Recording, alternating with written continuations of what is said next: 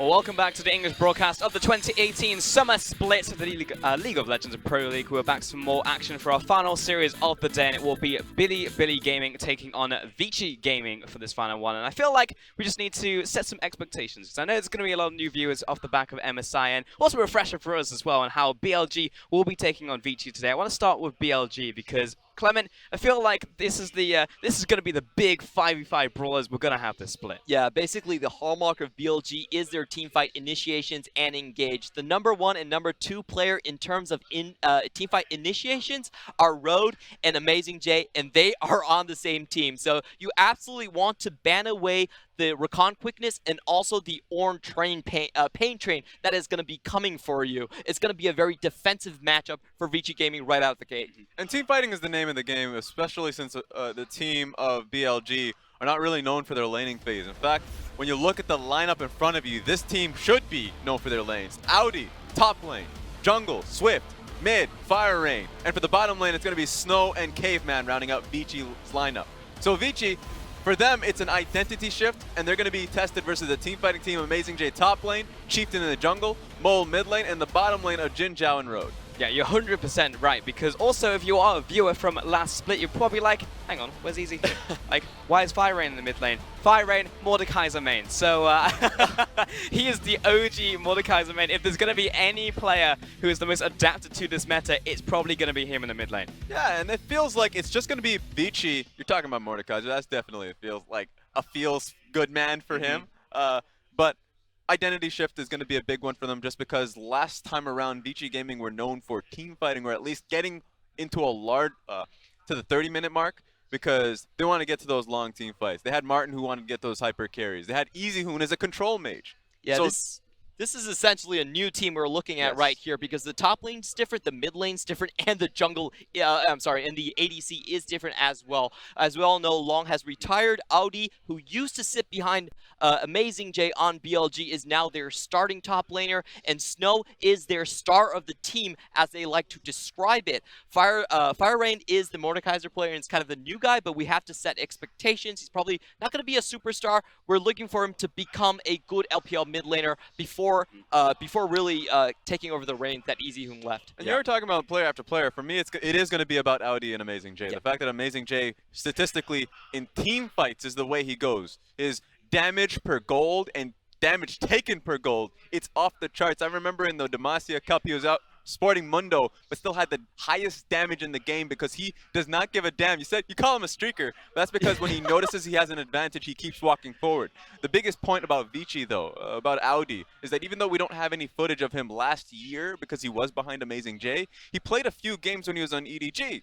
And that he was just playing a lot of Fiora. Camille was a big one. Split pushing was the name of the game for him. So early laning phase and looking for that 1-3-1 should be Vici Gaming's point of view. Definitely. If you've seen OPGG, you watched it a lot, you've seen Audi, because he's been in that top 10 ranking as a Camille player as a long time in the last split. So it's definitely a contrast of styles going up in the top lane. So let's turn into that to something tangible, right? Because we're talking about Vici. Last split, they've very much been like the team of 1,000 cuts. That's really just been them to death, basically. Everything has been warped around Easyhoon. Now, what are we expecting? Are we expecting something similar to BLG's 5v5 Brawl, or something entirely different? What's that look like? Look, it should be something different, and it should be different every time, because to make it clear for everybody, Vici is the worst team in the league. Last split, that was the case, and it is an identity shift. We should be seeing different identities because they have a 10-man lineup, or at least they've been sporting around a 10-man lineup. Yeah. So this time around, it should be looking for 1-3-1, looking for topside heavy. That should be it for them. If it doesn't work out, then it should change. Clement, Yeah, what the expectations? biggest thing I would need to see from Vici is that for them to match the tempo of Chieftain and Mole, because this meta is not going to give you any relaxation like Easyhoon. That guy woke up at 30 minutes. This is not the patch to do that. So Fire Rain and Swift, they need to get their things sorted and really play an aggressive game, which is something we haven't seen from them. A change by necessity, because there is no 30 minutes anymore. Okay, we are going to send it over to the casters, but while we do so, we're going to hear from Aldi and his experience changing teams. 不停的换战略的话，我觉得，差别没有那么大，因为在哪个地方也都是在哪地方都是一样的打嘛，我觉得差别不大了。但是新环境的话，感觉就是有新的动力吧。Welcome back, everyone, and thank you so much for that toss, guys. We are now ready to get into Vici versus BLG. We just heard from Audi saying, hey, sometimes you have to jump around. You have to change environments. That might be a bit of a struggle for him because, as we heard from the desk, he's playing against the team that he was a substitute for. BLG, he sat behind Amazing J for an entire split and didn't play a single game. So maybe this could be the impetus for him, as he just said in that quote. I mean, maybe, Dom, maybe. He, before that, was also in EDG and had some struggling showings as well himself personally. So there's a lot to prove for Audi as a player up in the top lane. And yes, against Amazing J, someone that he may have been an understudy for an entire split on, you might say, never getting to actually play there.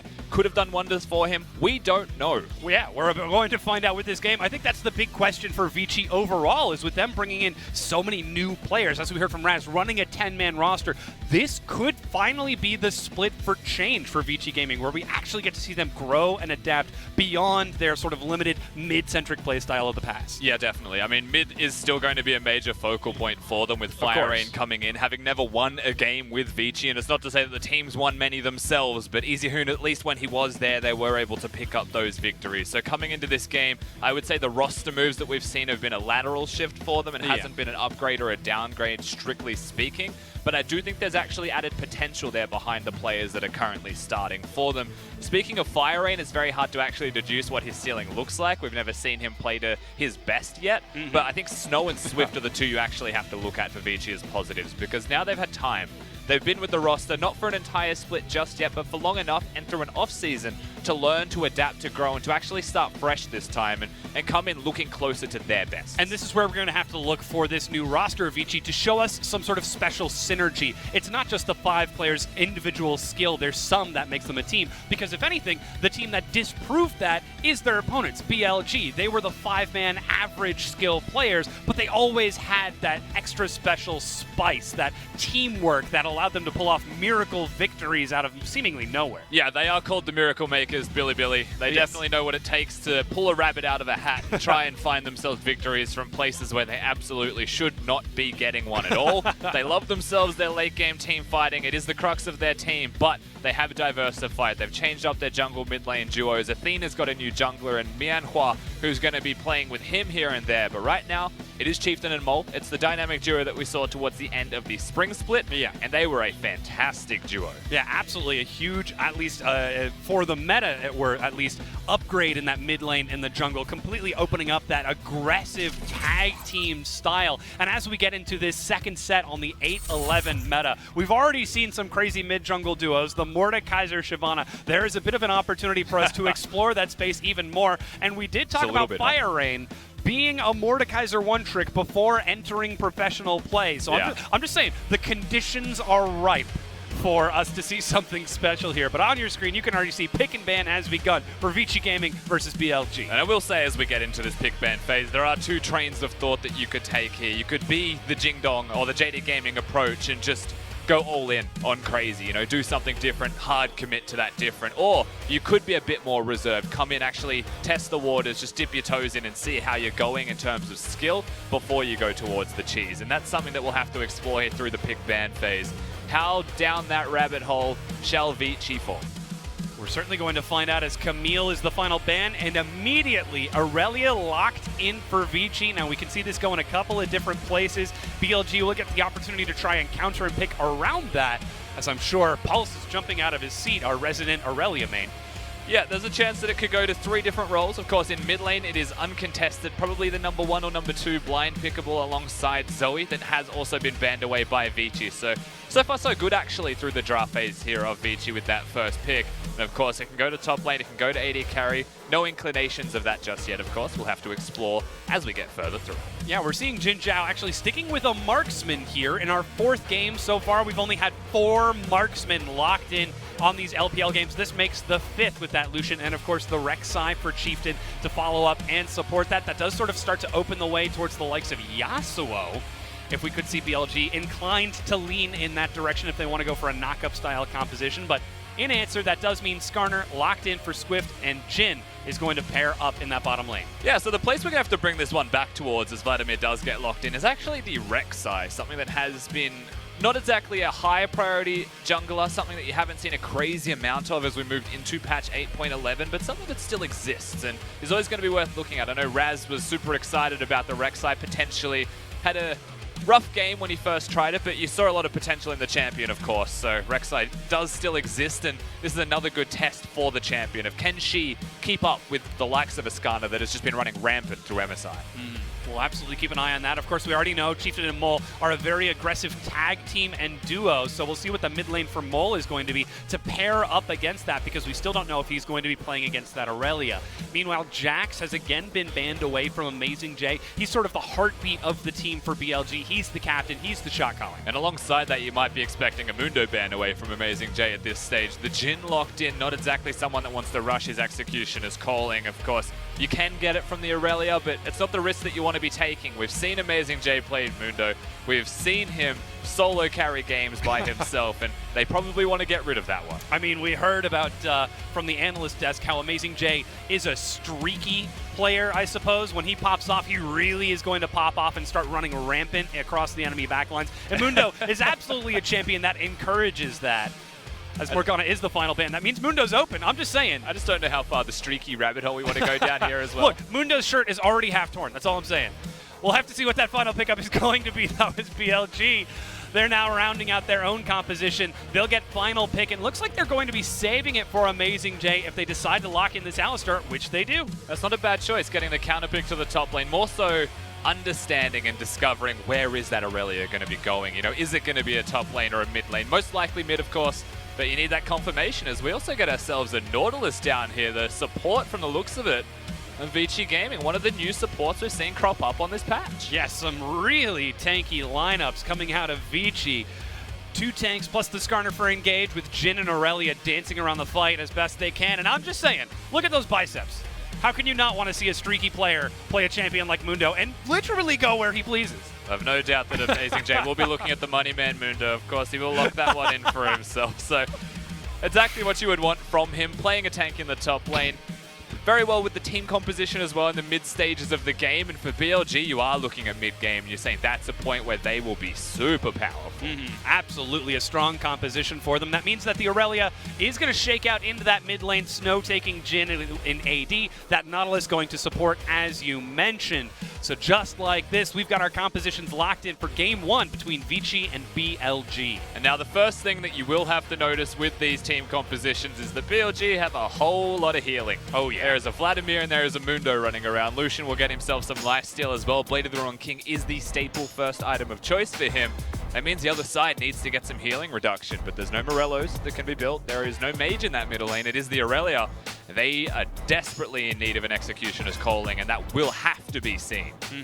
We're going to see how that build path shakes out for them. Of course, you don't need to quite rush it first item, but maybe in that mid game, if we do see Vici try to chase down some aggressive fights, perhaps look for some mid game objectives, which traditionally has not been their style, that could be where they see success in this. We know Vici is a team that they see the most success when they are allowed to dictate the pace of the game, when they can set the tempo and force the enemy team to march to their beat. If anything, BLG is probably one of the least, I suppose, malleable teams in the LPL. They do what they want when they please. And a lot of it is about getting ahead early. And you would say as a stylistic matchup against Bilibili Gaming, that should be perfect. You know, a team that has an okay early game, but fairly cerebral, slow start with Chieftain and Mole just controlling mid jungle. If Vici get the smallest inkling of a lead, they change the pace of the game, right? They control it. And we've said this time and again through the spring split. We'll reiterate it here and see if it stays true in summer. Dancing to the beat of Vici's drum is losing the game against them. That is absolutely true, Dom, like you mentioned. But can they do that, firstly, with FLICKR, but secondly, with still a fairly new jungler who should have his footing here in Swift? And then Snow and Audi as well. And then Snow and Audi. The 2 new players. We've got to wonder, perhaps we could be seeing an entirely different style for Vici Gaming as they make their way into the 2018 summer split to declare their presence. They were, as we heard from Raz, the worst team of the 2018 spring split. So if ever there was a time to hit the reset button, get their grounding, get their footing, and forge into a new direction in the summer, this is going to be it. It's got to start here with this game 1 against BLG. Definitely has course correction a necessity for them, honestly. They are on dire straits, to say the least. But for BLG, coming in second place in the Demacia Cup, but it's not something that you want to harp on too much, Demacia Cup. A lot of the teams don't go in with full rosters or the highest preparation there. RNG, as an example, just got back from MSI, so they were just riding high on their performance from there, and they're able to use that to get themselves the victory. But to finish in the finals, to still make the finals is a commendable thing, something worth noting. BLG looked very good. The fact that they have 2 mid laners, 2 junglers they can alternate between, and both looked good. Always going to speak positively towards this team. And we say that Vici need to course correct. BLG can just start on the right foot like they should again. They've been taking the right steps for a long enough time now that it's time for us to stop talking about BLG as being the younger brother in the shadow to Edward Gaming. This is a large team, a large organization that has forged their own name within the LPL, and now they're starting to compete with the best. Now they're starting to try and make their own legacy amongst the best region in the world here in the LPL. But looks like we're running into a few technical delays as we get into this game number 1. We'll keep you updated as to what those are going to be and how quickly we'll get them resolved. The music has got me so amped. It's been so long since I've heard the music, but that we're just seeing it constantly build just gets me more excited for this. I can only imagine the fans as well downstairs are just as on the edge of their seats as I am. It's just a song that has no drop, Dom. That's the thing. Not, It has pauses, it doesn't have a drop. You don't know when to not be excited. Okay, if ever there was a time not, I think this would be it. It's just high BPM elevator music. You can't help yourself. That would be the most tense elevator ride. I feel like if I were in this elevator and they were riding to the top of the building, I would like start getting Copernicus nervous. on the other side with the Hunger Games starting or something. That's how it feels. Anytime the elevator doors opened, I would like look to see if there was somebody outside with like a sword or something. League of Legends Battle Royale confirmed with the elevator music. That's it. You heard it here, folks. But we should take a second, of course, and talk about the game at hand. We haven't mentioned in too much detail what the compositions really want to be achieving for themselves. We said for BLG, mid-game is a place you'll be looking. We said they have a lot of healing, but what they have in the mid-game is a lot of damage, more than anything else. Alistar is actually the only real guaranteed form of crowd control for them as they're running around. They've got Mundo, they've got a Rek'Sai knockup, but it's single target. You know, none of that's full team fighting. The Alistar is the most important part of that. And we've seen carry performances from supports like Ming from RNG when he gets the Alistar. But to be able to do this as Road, he's one of the engaging supports of the LPL. He will look for those fights. He's very good at Rakan as an example. But will it always be the right decision? Will he actually be engaging at the right time? That's Rakan always can the get question. out, Dom. That's the thing. Well, Alistar does have the the ultimate, the Unbreakable Will. So he can decide to just declare, you know what, I'm going to take reduced damage and just walk away as best I can. The slow death. Then again, knowing Road, he's the kind of player who would engage and then the rest of BLG sort of scramble to recover. I think it comes back to the shot calling for the team to be able to see that Road is positioning himself in this way to set up for the fight. And this is where we look to Amazing J setting up these plays for his team. And Amazing J has always been a vocal member of BLG. Back when they were called IMA, of course, he was one of the primary shot callers when they went to Worlds in 2016. He's a loud member of the team, and there is a story to be held. Is that a tattoo? It looks like it says doesn't sleep. Doesn't sleep. Doesn't sleep. I respect that. Either that or doesn't sleek. Insomnia is a serious issue. It really is. No, but for Amazing J, he's a sorry, I was very distracted. He's a big shot caller for the team. He's a major vocal point, but there is also a play style that a lot of teams can try around that fact. They can actually just focus him. You know, how can you shot call if you're behind? How does a shot caller actually navigate League of Legends when they can't contribute themselves, especially as a top laner? We can see time and again a lot of people tend to focus that lane and try and stop Amazing J from being a big carry.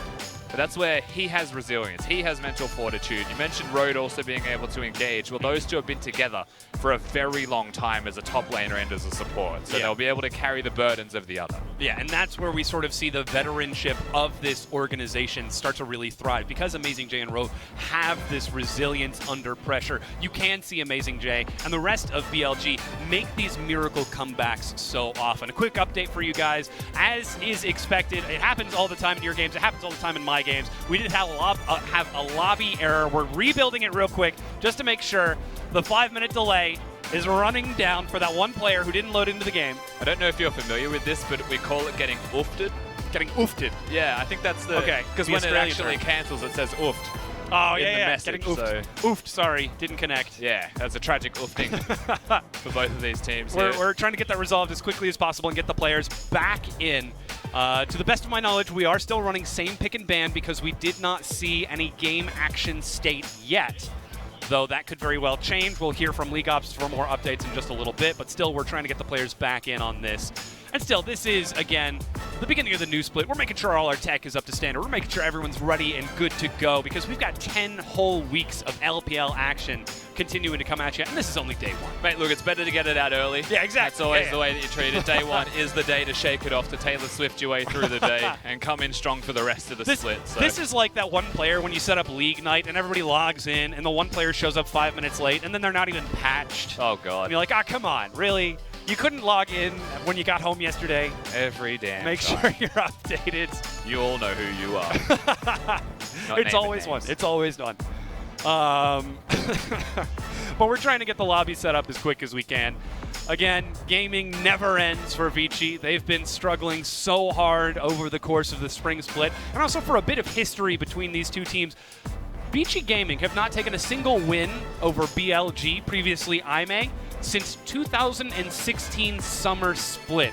This organization has struggled against BLG for a long time. So not only is this the course correction coming into summer, there's also a little bit of perhaps personal revenge in this as well.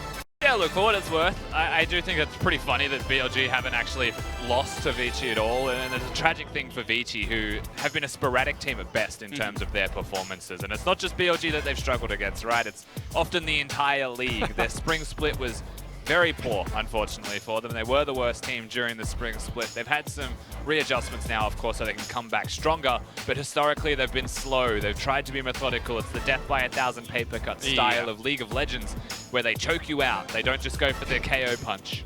Well, if ever there was a sleeper hold to try and put the enemy team to sleep, I think this might be a new adaptation to death by 1,000 paper cuts. Just playing the slow game. But we were just lauding Amazing J and the rest of BLG for having the mental fortitude to last for these long games. They'll never tilt, don't you worry. You cannot tilt BLG. They were molded by it. They understand, and they will be perseverant. They will be strong. Their mental resilience is there. The team will always play at their best when it matters the most. For the side of Vici, This is where we have to look, I think, at the mental resilience for this team, because it is so many young players coming in. Though certainly some of them are veterans. Swift playing previously for Newbie and Xiaogu way back in the day. Even Audi from EDG. I have a comparison for you, actually. Hit me. I feel like... I don't want to hit you. No, with the comparison. I feel like Audi is comparable to Fire Lolly. Okay, in that they, you know, both former EDG members, both came to different respective teams, and both continued to have the same issues that they had when they were on EDG, which I would say is actually a big part of why they left the team in the first place, right? Like, it's good that EDG trained them up. They're an opportunity another team, definitely take it. Yeah. But EDG didn't need to keep them because they had better options still starting. For Fire Lolly, stage fright seems to be an issue, or nerves, whatever it is for him. He definitely struggled, and he was outspoken about that and has since gone missing from competitive league.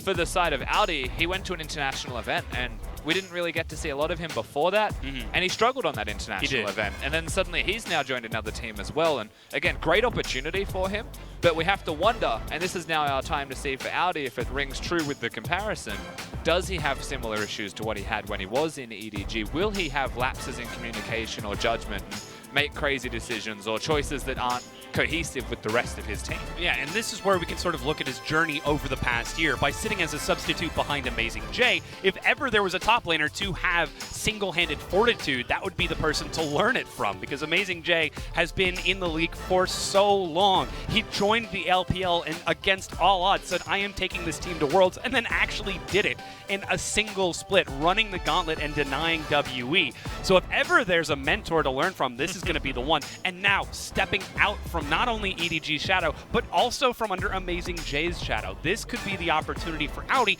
to redeclare himself to the world and show that he's also ready to learn and grow and challenge the standard. It does make you wonder just how tight they were in terms of both being top laners under the same umbrella of the organization of what was BLG last split. Are they actually super tight in terms of like super good friends? Do they talk to each other strategically? Did Audi sub in for scrims and Amazing J offering feedback and advice like that? Because because how close they were may actually indicate a lot about how this game plays out. Yes. And this is, as we mentioned for Audi, not only just the mental check on how is his mentality coming into this is actually the perfect game for that, because he's going to have that extra fire in his belly to play against Amazing J if they were close in terms of top laners. Absolutely. Nothing quite like playing against your former mentor and showing them what's what. And that's why someday I'm hyped for the Talia Yasuo lore matchup. That's just the lore nerd in me getting super excited. But anyways, we've got a quick update for you. Picks and bans are the same, as we have not reached state of the game just yet. So we will be getting back in shortly. Again, sorry for the delay. We're working through it as quick as we can to make sure that the players are able to get in. We don't have any technical issues because, again, this is still the beginning of the split, but it looks like it might be happening, Rusty. BLG versus Vici. We've got them all up on the screen.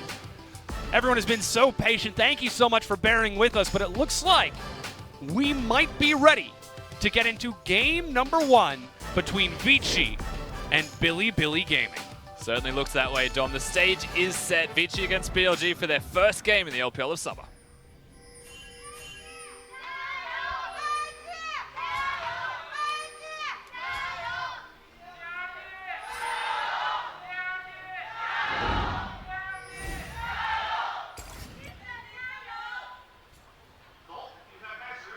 Of course, the fans also cheering on their favorite players as they get into this. FLICKR stepping forward now to fill the role of EasyHoon in his first game against BLG. Didn't quite have a great performance, but Amazing J. Mundo goes where he pleases, but he usually needs some items and levels before he can do that. I guess he's just going to go then. There was a potion actually used by Amazing J. Yeah. Very early use of the potion. Super cautious there. I guess he just wanted to hang around, but that's actually a big mistake through the laning phase as it starts to pan out. Of course, we'll have to see if it does actually affect it. Amazing J usually, and Mundo specifically, quite resilient as a champion. Still gonna have the teleport. He's against the tank. But Back up to full health already. Yeah. And even going to help Chieftain with the leash. We'll keep an eye on Chieftain's pathing with that Rek'Sai. Is taking that precision tree where we do see Predator running out of Swift. So it looks to be fairly standard, and of course the Aurelia mid lane shouldn't be a surprise to anyone by now. no, not at all. Aurelia is going to be a staple through that middle lane. Should actually be more of a staple in the ban phase than actually playable. And we will get an opportunity here to watch FLICKR have his crack at the Aurelia himself. So excited to see how he goes. FLICKR still with a lot to prove individually as a player in that middle lane. And to contrast that, Mole has gone for the Electrocute on the Vladimir. Usually you'll see the Predator, but Electrocute is the other way to go now since changes to the runes here, there, and everywhere. Unsealed Spellbook in particular is the one that had to go. Yes. Still feels fun to take, though. Able to swap between the summoner spells so easily during the lane, so if you ever end up with the wrong tree, it doesn't feel all that bad. But that Predator perhaps could look to synergize with Rek'Sai and just go for the quick 100-0 burst on Aurelia before she gets too many resistances. Or it could be trying to set up the duo that we know of Mole and Chieftain going for invades and hunting out Swift. That said, Swift isn't exactly known for playing a passive style jungle.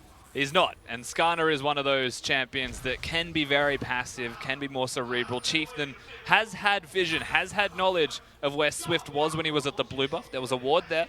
Waiting for the tunnel, they're in. They're engaging forward onto Caveman. He's chunked down, knocked back. The CC, he flashes. That's the heal. Doesn't make it to the turret. First blood, BLG. Really late flash there coming out of Caveman. Finds himself dying. Heal also used from Snow. Very poor start here from the side of Vici, but more importantly, you have to commend BLG for their decision to gank down there in that bottom lane. They get the kills. Ignite Flash, only 2 summoners used, and they still got control of that bottom lane. Great start in the 2v2. Things looking good for BLG with that early duo. And of course, the kill going into the jungle with double assist to Jin Zhao and Road should set them up and allow for a lot more push pressure. Again, they are running that Lucian with Press the Attack. So lots of opportunity there, but Swift, he's going to try to make advantage, or at least take advantage of that Rek'Sai on the other side of the map by stealing away the Krugs of Chieftain. Get himself some big Krugs and some Kruglets up there. Of course, he's not going to be ahead by any means, maybe a camp or two, but the experience still goes to Chieftain for the kill and the gold for the kill on top of all of that. The jungler of BLG is the recipient of it, so the flash, well worth it. And you would say the potion used by Amazing J at level 1 to get that ward down, well worth it as well. Just tracking the enemy jungler. That's always such an important game against Swift, especially if he tries to play a carry-style jungler. Excuse me, on this Skarner, he's got a little bit of flexibility. Putting up quite a bit of farm here in this middle lane is Mole. Something we spoke about, of course, a little while ago. We had a delay, so thank you for sticking around with us through that. Is the style of compositions that we've got going. And through the early game, given that Chieftain has started so strong, Rek'Sai stays super relevant. Doesn't need that level 6 to be super strong. Swift on the other side wants that 6, wants to power farm up towards getting the ultimate. Whereas Chieftain still playing around at the moment with waves and minions. This is a very large wave. Fire Rain is not taking the bait. Steps forward and continues to hang out under that turret, as he actually does land the close stun and continues to dodge around. You can already see Mole is just being oppressive, trying to control this lane. You mentioned the CS advantage. Road is starting to step forward and control the river on this bottom half, and the Lucian will control against the Jhin and the Nautilus. BLG have set themselves up really happily on this bottom side. Yeah, one thing for BLG and for Vici actually is their AD carries haven't gone back to base and they haven't shopped. So any ganks that happen in the bottom lane have been inconsequential towards the lane control. So Lucian and Alistar still being pushed under their turret, and that's unsurprising for Jin Zhao. He is very used to not having a support next to him, as Road is that river roamer. Ever the roamer. Much like me and my last name. We call him the Wanderer, not a Traveler, because he doesn't often know where he is going, but he just goes. Ooh, we could be seeing another rush down to the bottom half. Flash engage, pins Caveman to the wall. He's the target again. Snare onto Chieftain. Is he going to flash for the knockup? He doesn't need to, as the heal gets him close. And another kill over to BLG. And pretty much entirely set up by BLG there. Snow was not going to turn around and apply any damage of his own. So just a nice engage, nice follow-up from the bottom lane of BLG. Road in particular making that one work. And Chieftain, he comes in. He nets himself a kill, basically stealing that one away from the damage dealt by BLG's bottom lane already. Yeah, and now BLG, they've already shown what their plan is going to be. Lots of pressure on that bottom half of the map. Still no recalls just yet. It's being completed now from Jin Zhao and Road. We'll keep an eye on what they decide to go for as Snow continues to farm up, but BLG just going to, as is standard for them, looks like leave Amazing J on an island, let him do #AmazingJ things, and then just focus on that bottom half. The only tragedy for them is that that's a Cloud Dragon, not something perhaps with a huge incentive this early on. Yeah, a lot of the incentive from BLG won't be surrounding the Dragon itself right now. It may just be continuation of kills and ganks that they've successfully been getting thus far. Now they're getting closer to the level 6 point. Whilst they're still strong, they're feeling good about themselves in that bottom lane with all the gold on Chieftain. That actual strength can be anywhere on Summoner's Rift. And then you look towards the champions that they're playing with. Mole at level 6, has Ignite, has Kill Threat. Definitely when you've got the Rek'Sai nearby to apply damage. But the problem here for BLG is they can't really make a crazy amount of momentum out of what they've accrued so far, specifically at the level 6 point. Having a level 6 Skarner opens up the map. Having a level 6 Ornn with a teleport actually does a lot for alleviating pressure in the bottom lane as well. So it's about getting smaller advantages and then perhaps opening those open into bigger things coming for BLG. It's a small step and then a leap for Mankind. They're not landing on the moon, Rusty. They're just playing a game of League of Legends. They do have that level 7 for Amazing J and level 6 also for Chieftain, so that should make their engages just a little bit more threatening. Like you mentioned, not huge game-breaking impact, but still, there isn't huge incentive for them to try to break open the game super early on, though every team benefits from a snowball. This one perhaps a little bit less than most team competition. And another thing towards this as well that you could notice is just 2 of the champions of BLG don't have damaging ults. Yes. One of them damages himself and then heals the back, of course, and that's Mundo. The other one is Alistar, who just gives resistances. That opens up a lot for dive threat and for things like that, but it doesn't continue to give them too much for actually dealing damage. So that's why we say it's that extra small detail. Give them a lead, then use the lead to actually hit it home. And still BLG continue to hold on, as that's a quick headbutt knock-up as Audi trades back with Amazing J, but any damage you do is not going to stick. He still hasn't recalled, hasn't used that teleport. Finally, he looks to be starting off that recall, but even I don't know if that's going to stick, as Chieftain will just happily take that blue buff. He's on the bottom half of the map once again and spots out Swift. Level advantage for himself may help with trading, especially for this Scuttle Crab, which is where every jungler and every player on Summoner's Rift wants to fight over. So well done from Chieftain here. Yeah, recall was just completed from Fire Rain, so that would be no support from the mid lane, and BLG are starting to push a wave in bottom, so that means priority will go to BLG. this early on. Not opening up a huge advantage, but still slowly but surely. I mean, frankly, they're starting to Amazing recruit J more. needs to recall. I'll be honest, it's finally There going he back to goes. base, and it's well timed because an objective is being looked at. And I was going to say, if he doesn't go back, he can't teleport. And if he can't teleport, Vici would win the forthcoming fights. So they have timed it well in the end, but they're cutting it fine. They're actually going to sneak out the Cloud Dragon. Mole sidesteps the stun. Swift Whoa thinking there, about the Cowboy. Predator flash, but it's matched. No impale happens. Teleport started. And it looks like it's going to be completed as the chase, leaping out the Void Creature. Chieftain is going to catch up to Swift, gets impaled back in. Amazing J is in there as Chieftain gets pulled way too far. And Mundo, he may go Good where stun. he pleases, but that might be too far as Road is starting to step up. Stun against the wall. Here comes Caveman, and the follow-up onto Mole as BLG get way too greedy on Chieftain's command. The Ignite burning down, and the follow-up knock-up onto Road. It's absolute bounce house as the 4-stack of Vici pick up themselves 4 kills. And there you go, hit level 6, find the team fight. It was a snuck away Drake, but then they pushed it a little bit too far. Flash to hit the P shooter here. Rek'Sai can't afford to go that deep with no vision of the enemy team. And suddenly he is made to pay for that, goes down, and the whole team goes down on that sinking ship with him. You've got all the gold when you make the risky play. And the thing is, it starts really rough here for Vici. It's Swift, a good counter flash from Mole. He'll want that flash later, so it is a good outcome for him in the end. Ornn's already in the river. Aurelia is ready to go, and Nautilus has rotated up just a little bit behind that of Road, but he'll still be here for the fight. FLICKR gets all the resets on the queue, and because they get that first kill super early on in the piece against that Rek'Sai, the fight's theirs to win. There is no damage. There's not enough damage to deal with this many tanks at level 6, and all of the ultimates that are there from Vici. Comprehensive victory on that team fight. Absolutely massive for them, as that's going to set them up in gold. Now even with BLG, as it's a trap in the brush. Jin Zhao turns onto Caveman. The stun trades back and a quick cheese kill. Plus culling onto Snow. He used the heal but doesn't have flash. They could be setting up for the dive but decide to let him go with only a warning. As BLG, they might have lost a fight in the mid lane, but they're still skirmishing bottom. And barely a bullet missing there from Jin Zhao as well, looking super clean on that Lucian, and they do come straight back down to the bottom lane. They do still get themselves the 2v2 fight, picking on Caveman, preying on the fact that he had nothing left after what happened on that trade in the middle lane. Good stuff from BLG. They don't just go down, they come back fighting and give themselves advantages again.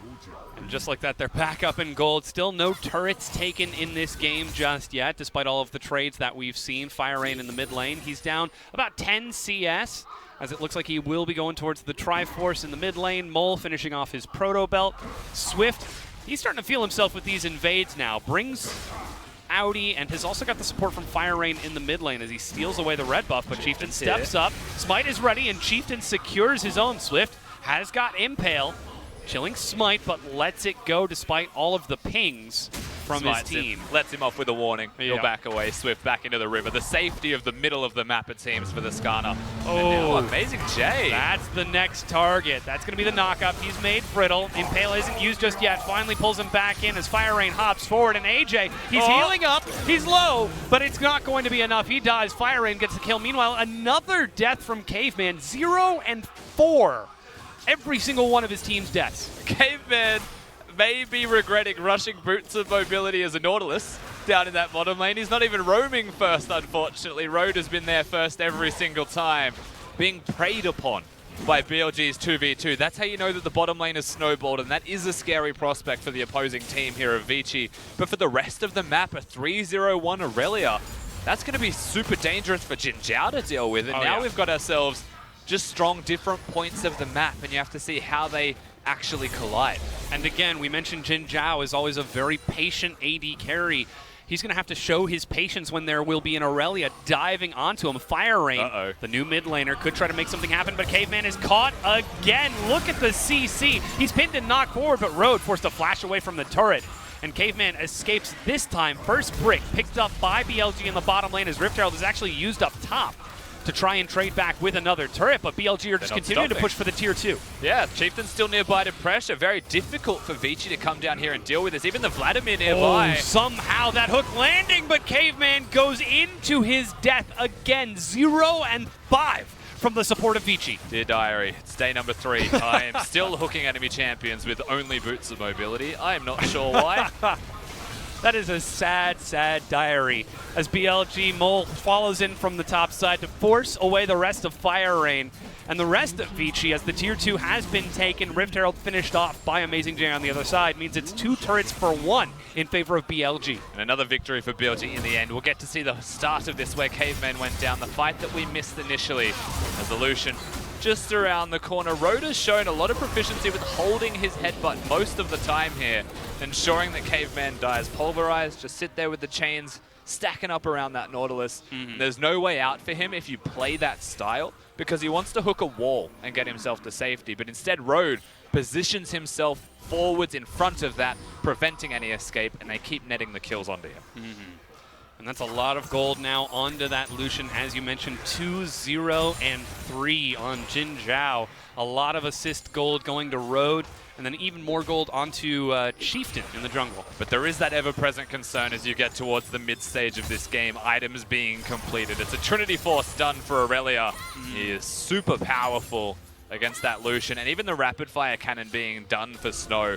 Extra utility, the movement speed, the extra range, more importantly, against a low-range champion like Lucian, means they can still be applying damage to the low range, but the high mobility carry of BLG. Now the Infernal Dragon has just spawned. You can see it on the left side of your screen. Amazing J has actually joined up with his team in the mid lane to help clear out the wave of Mole.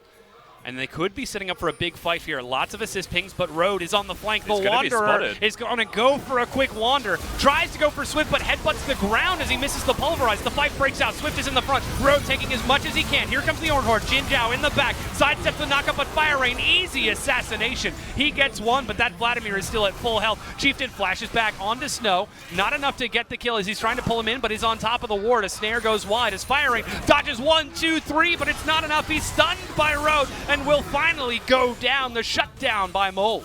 And you know what? Fire Rain got the kill. He found Jin Zhao. He does take him down, but you're sleeping on the rest of BLG if you're not looking at Mole, who does need to be careful currently and will get himself out alive.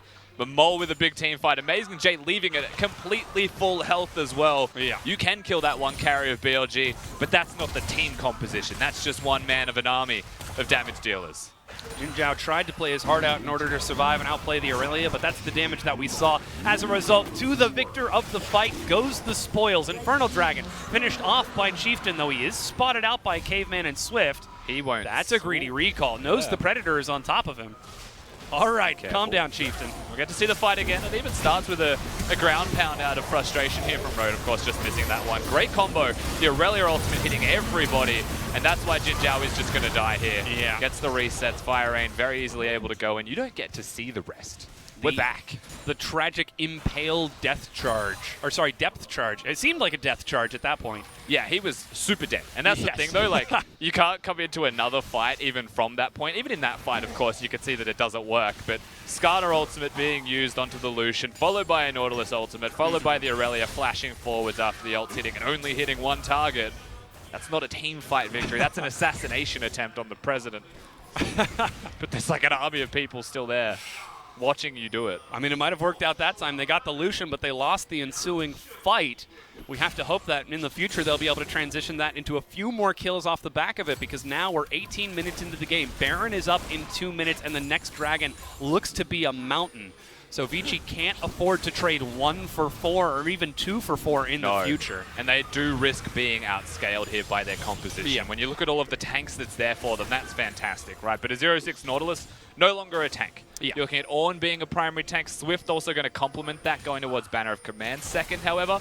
So he's not infinitely tanky himself. But they're a composition full of tanks, so where's the damage coming from, right? As they start to scale up, get those items, and look for team fights, Fire Rain has to assassinate someone or they pretty much lose the fights, or Snow has to find a way to do that. And even then as the Jin, super hard to do when a Vladimir sprints at you. Especially when you're 50 CS down behind Jin Zhao, 0-1 to 2-1-5. The gold difference alone is massive. And even past that point, there is no Grievous Wounds available. Mundo's gone for Spirit Visage being rushed. There's nothing stopping that Macho Man Mundo. Level 12. Oh yeah, he's chasing down the kills, but now they're going to fight over the blue buff. Road starts the fight off. Swift steps in, the Impale. Again, the CC train. They haven't managed to kill Jin Zhao this time. He finally will go down to the Impale damage. Mole is in the backside, and BLG might be a little bit too split up for this fight. They've lost 2 so far, though they will trade over 1. And FLICKR will trade over for another kill. It ends up being 3 for 1 in total. And BLG will just be counting their lucky stars because it's 19 minutes in the game, not 20, or the Baron was Vici's to be seen as well, but they get the team fight victory. You might be wondering how they're even able to get that one. Well, they split BLG completely apart. Mole not able to get entry into the backline and find the kills. And Jin Zhao's having a very bad day. Not being able to survive at all currently, being completely demolished, honestly, by the side of Vici. And look at the build change. Immediately pivoting over after 2 items and picking up that Quicksilver Sash to just try and get out of some of the crowd control. And a lot of this still comes down to Audi hitting really good ultimates on the Ornn. The Impale finding the Vladimir this time as well. They separate the fight, they separate the carries, they don't let BLG play front to back. And Amazing J and Road, the tanks, they're still there. They get focused at the very last, however, because the carries of BLG taken down pretty much immediately and quite cleanly. And as a result of that, Vici are able to find a favorable fight. This is a skirmish style from Vici that we haven't really seen from them before, as they group up and successfully defend their blue buff, picking up a few kills. But can they continue to take these skirmishes against a comp from BLG that's going to continue scaling up, that's going to continue trying to pull Vici apart? I mean, frankly speaking, this is infinitely better than the Vici we have seen of last split as well, when FLICKR specifically is in the roster. He's looking wonderful compared to any contrast of the last split. 6-1 on his Aurelia, going towards the second completed item as well. Looking to be Asterix. Super strong. And actually able to put the carry pants on for the Vici roster. Yeah, so far, as you said, 6 of those kills. Audi with another 2, so it's the 2 members from Vici. The 2 new members from Vici that are putting out some big work, and it's Swift, Snow, and Caveman who are taking supportive roles. Yeah, and the other thing is that Snow just hasn't died. You know, for what it's worth, with a 0-6 support sitting next to you, the fact that he hasn't died is commendable in and of itself, frankly. Caveman having a very poor showing on this Nautilus, a champion that we may not see for him coming into the second game. That's seems like we're going to get the classic, oh, do you want to queue up for another game after this, after we take this win? Like, oh, no, I'm afraid I can't. I've got to do homework. My next game, maybe I'll sit out. You made that way too complicated. You guys go ahead. I'm thinking of this more like I banned my duo partner's champion for the last game. Also a good choice. Yeah. We're still on the same train of thought, though. Maybe not queue with the same support 2 times in a row. But hey, who knows in this game, as Snow is still putting up a good performance at 0-4. 50 CS down behind Jin Zhao, but he's able to survive in these team fights, at least long enough to sidestep away from the diving Mole, Chieftain, and Amazing J. And Mole is still quite fed, right? When you look at FLICKR and you're like, that's fantastic. He is 6-1. He's having a very good game for himself. Mole is still 4-1 on the opposite side with 2.5 items there for himself. And that's a team fighting mid laner in the Vladimir. It's going to have a very large impact. Jin Zhao is also still rather large, even though he's being focused. The one fight he survives, BLG win. And we're absolutely going to keep an eye on whether or not they can execute that correctly, as Chieftain will aggro the Baron, just clearing out the vision, as now we're past the 20-minute mark, that massive objective. Still taking shots, though, as Rek'Sai apparently has angered the Baron of Nashor. But Mountain Dragon is up in 15 seconds. You can see there's some defensive vision set up from Vici on their own side of the map. Doesn't quite look like they're in a position to contest it, though. The next Dragon, definitely the place that focus should be put towards, but Vision, of course, littered across the entire map, and you saw the aggro, of course, on the Baron from Chieftain, so losing a bit of health. Not in the safest position for a pure team fight. They're looking to take this away uncontested. Again, that's the Mountain exactly as we said. That does mean that FLICKR gets the chance to push in that top lane. Swift is actually stepping forward with Caveman to invade into the jungle of BLG. Now that's the pool used. Swift with the Predator. Flashes the wall into the Impale. Do they have the damage to burst it down? They do. Another kill, Vici. More than enough damage with Swift able to get in. Flash used the Impale and lock them down. Of course, now in a 4v5, Mole, one of the major members of the team, just going to be blazing with a grey screen, unfortunately. Not having the best time just then. Vici get access to the Baron area as a result of that pick as well.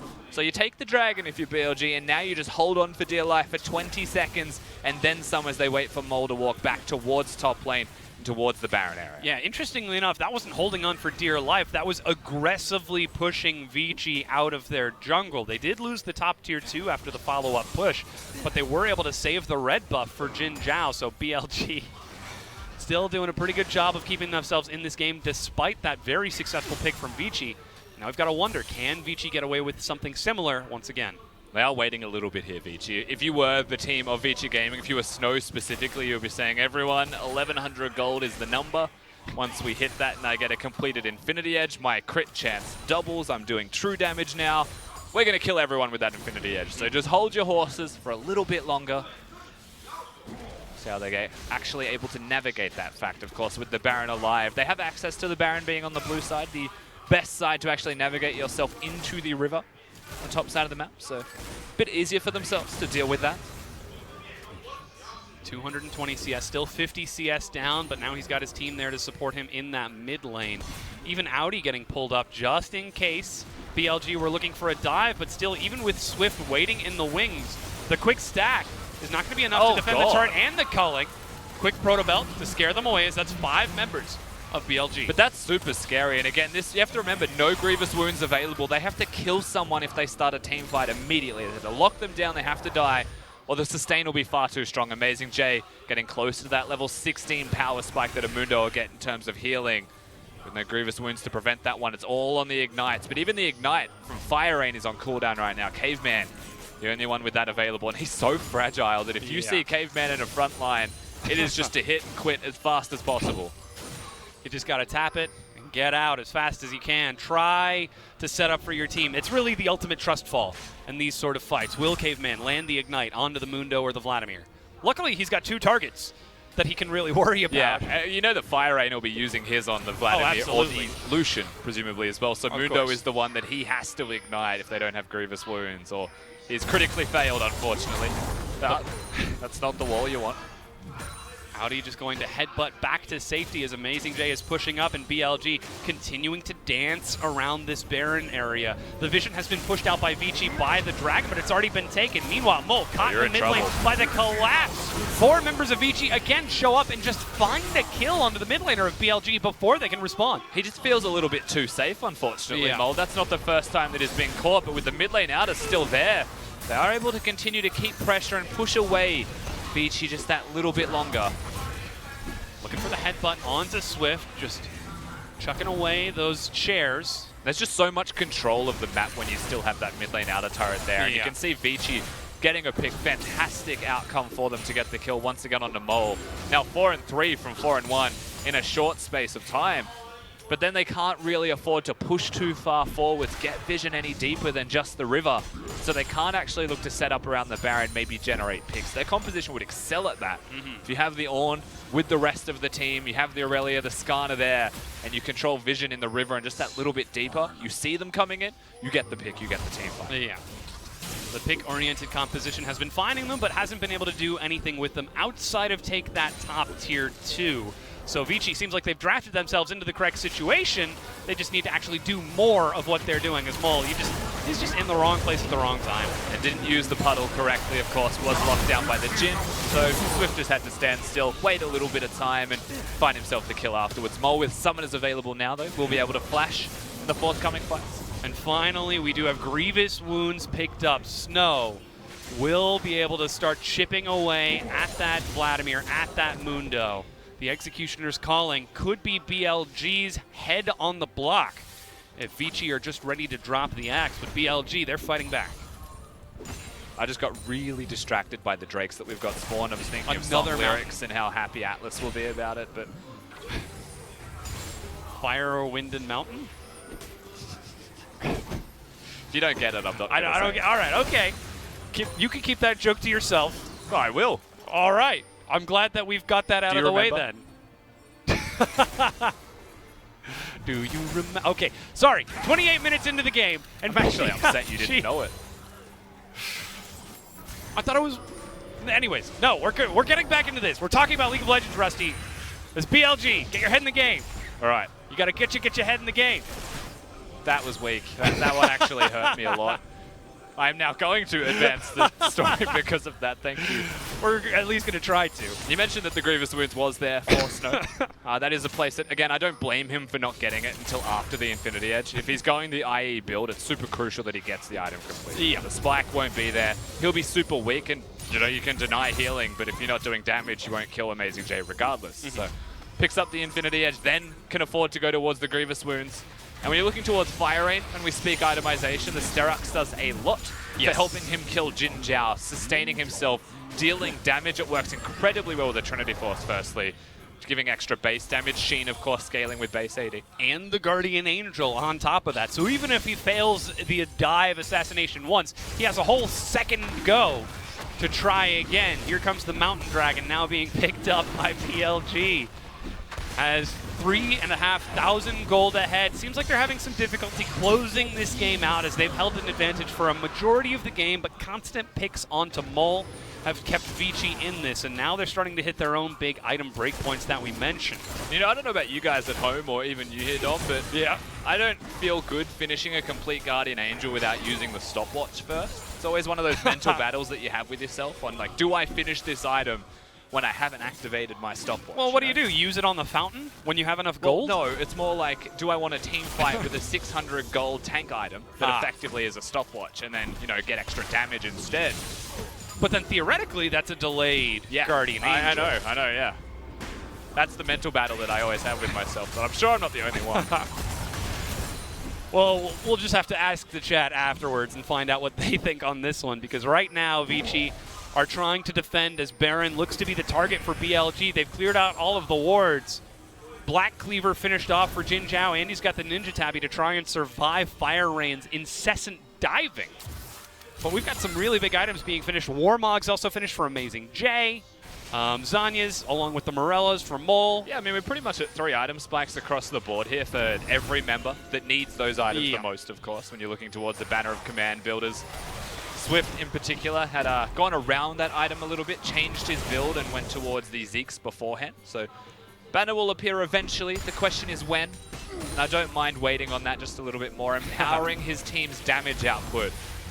I have to watch who he's attached towards. A Chieftain, whoa! Forced a close. tunnel away. Swift, lightning fast around the pit, looking for the flank, but Chieftain's able to tunnel to safety. There's still that ever-present risk, though, Dom, as the game progresses on do they get outscaled here, Vici Gaming. The Vladimir team fighting, now he's 16, is unreal.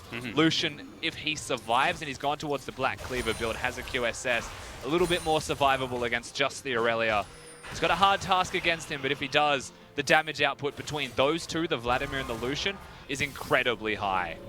It just makes you wonder if all of the bruises that are running around on Vici's side will be enough damage output to take them apart. And Aurelia's job gets, of course, a little bit more crucial. Fire Rain, he's had a clutch performance so far, but now we see the Baron started by 2. BLG step up to start shredding through its health. Audi's on the other side of the map. He's got teleport, but isn't even channeling it, as it's just BLG finding the window, finding the Baron. Now They finally know, but Baron's been taken. Audi with the teleport into 5 members of BLG.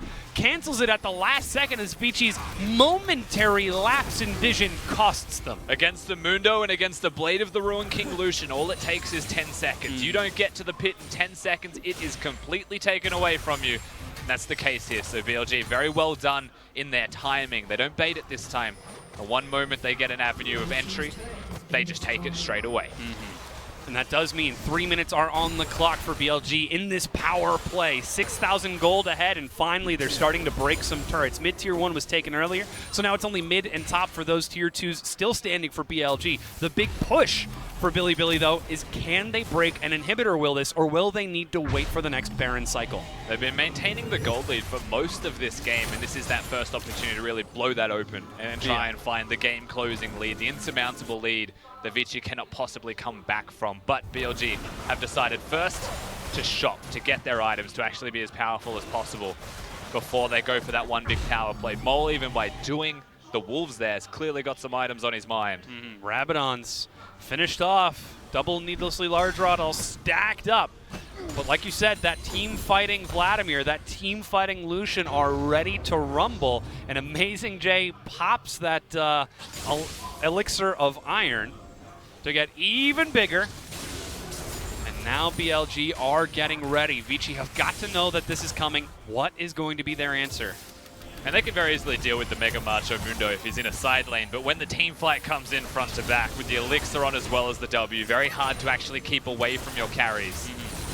The problem here for BLG is that firstly, Skarn are very good at locking you down. Ornn, long range on the engage as well. Snow with the rapid fire cannon autos.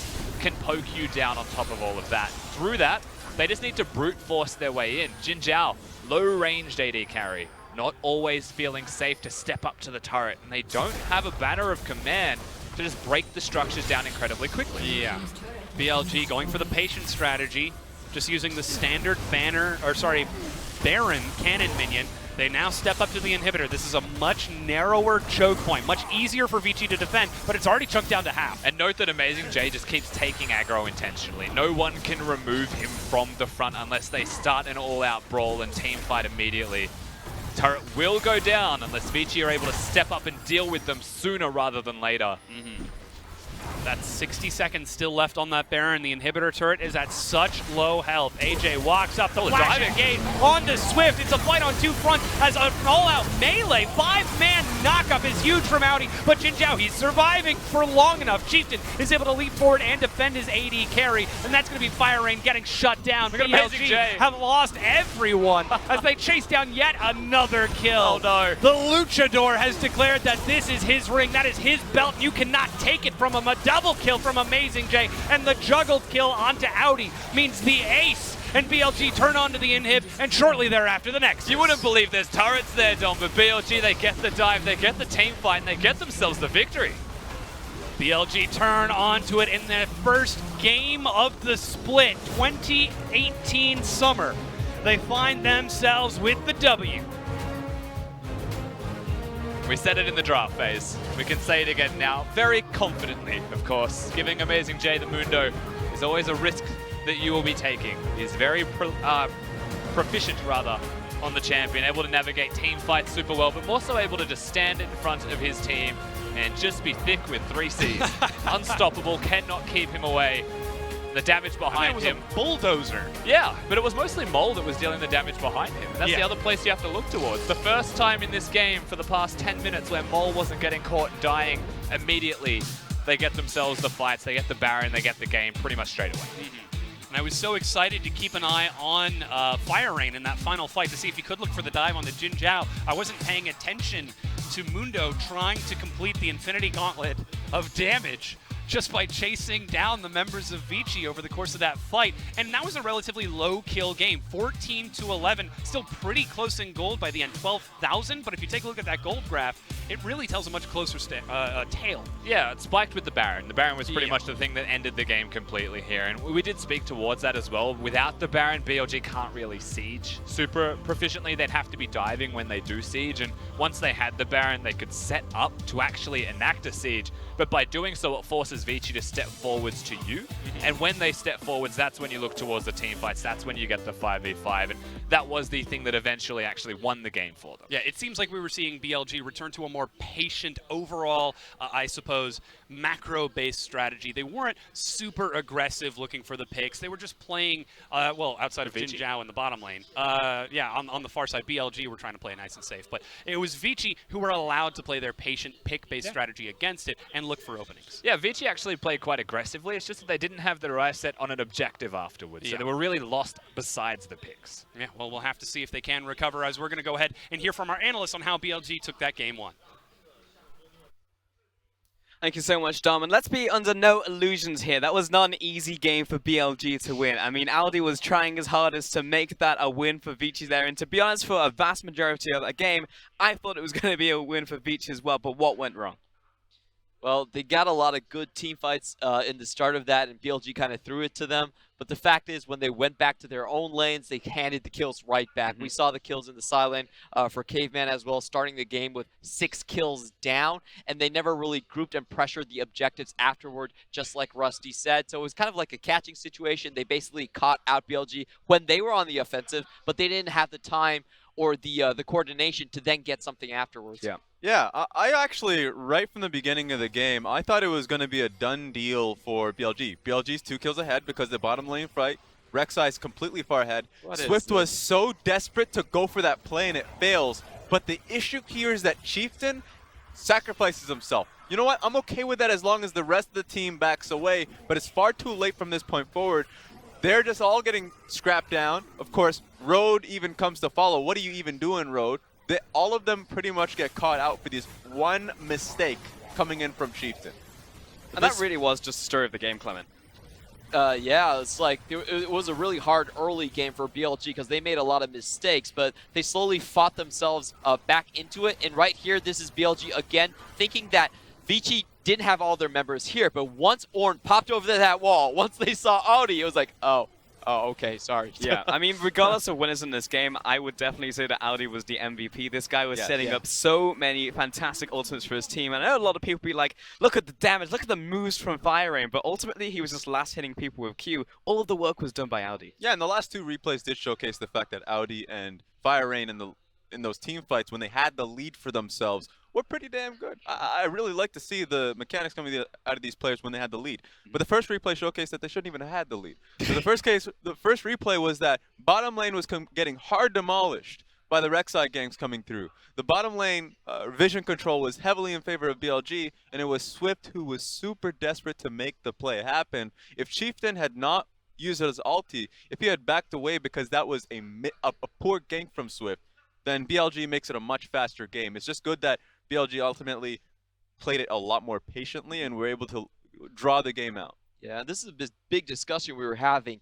Is it okay that Amazing J is on something that doesn't initiate? Because this is kind of the problem with BLG. When anyone else is doing it, it seems incredibly rushed. Road has that tendency as well. We saw Chieftain right there playing like a Lee Sin on the Rex side, going for the Q flash into it. And it just comes down to, like, is Mundo the pick that they really want to go on? Because they've been going very hard on the Mundo in Demacia Cup as well. Look, week 1, day 1 is not the time where you want to have Band-Aids, all right? That's the playoff time. That's end of season. Right now, you are correct. It feels like when other members, specifically Road, are tasked to be the primary forms of engage, then you get hectic plays coming out of it. It's usually Amazing J that is much more reliable when it comes to CC. So week 1, day 1, you know what? Give the responsibility to someone else and let them learn that. And I agree with you. You're absolutely right. It's like the cornerstone of those engages has always historically been Amazing J. We didn't see it this time around, but we did see it out from Rhodes. And eventually, yes, it was messy. Yes, it was scrappy. But in the end, they managed to pick up the win. Road will pick up that MVP from this one as well on his Alistair play. And I really do think that he deserves it because he really had to be the one to get those engages up, because if he didn't, then it was probably going to be a loss. I think he's getting this MVP because he destroyed the bot lane so hard. Caveman did not have a good time here, and the coordination between him and Chieftain was actually amazing to watch from the bot lane. We really haven't seen that from BLG for quite a while, you know. Chieftain being on the squad. 13 games last split, they won 11 of them. So this is an entirely new BLG, and they're coming in, adapting to the new aggressive patch. And remember, of course, the Korean pair of Road and Chieftain. It's coming through ever since Chieftain was on the roster. It was just the support and jungle synergy coming through. Of course, biggest number to hit on the fact is that 100% kill participation. That's always nice to see. And it just showcases the fact that Road moves towards the side of the map where the team is. There's no splitting of the side, even though they had the opportunity to do so with Jinja on Lucian. He could be on side lane, but that's not BLG's style. BLG wants to be able to win out through team fights. So, you know what? Pack up your bags, Jinja. You're coming with me. You're going mid lane. We're going to end it properly. And on the opposite side, you heard it from Vici. Their goal is to not be last place this split. I will say that from what we saw in this game run for them, I saw a lot of good things. I actually probably saw the best Vici I've seen in probably over a year now. Yeah. So there was a lot of good things there. This could have been a win for them. But what do they want to replicate? What do they want to keep? And what do they want to get out of their play? First of all, I think this is the best game that FireRain has ever played. This is his. He has never won a game in LPL, and he's on the bottom of a lot of statistics. But I saw confidence in his play this game around, and I hope that can continue to grow him. The other point would be Audi. He definitely learned something from Amazing J, because those Ornn horns were amazing. And we expect that coming out of Audi just because of what mechanics we saw him in solo queue and in EDG. But I didn't expect that out of FireRain, so I'd love to see them bolster that. Give him another. He probably won't get Aurelia again, but give him something else so he can play through mid lane. That's not Mordecai. If we see it, you know who said it. Either way, we are going to take a quick break, but when we get back, we'll be heading into our second game between Vici and BLG, possibly our final game of the night.